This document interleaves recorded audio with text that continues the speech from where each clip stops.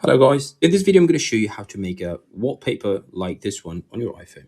What makes this wallpaper like different from the others, like the normal ones, is that we have like the 3D spatial scene and also the depth effect for the clock numbers. As you can see now, part of the clock numbers is above on the water, we could say, and another part is just into the water. So you cannot do this for like most of the wallpapers because you've got like to have a wallpaper like this one.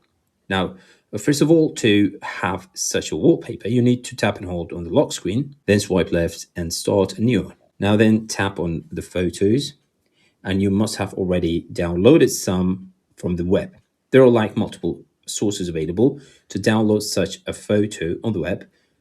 Feel free guys, you can get it from like, for example, Pinterest, or if you know like somewhere else, it's okay, it's up to you. Now I'm going to go with this one.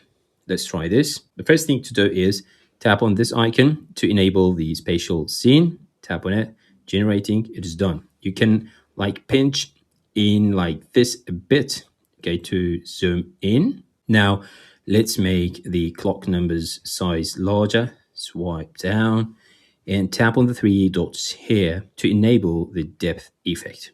Tap on it. Now it's working. The spatial scene is available. The depth effect also works as it should be.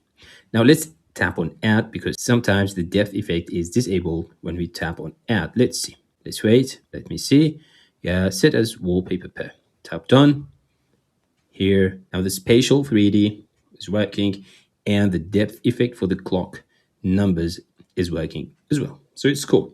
There's one more thing you can do. Tap and hold again, tap on customize and tap on the clock numbers again.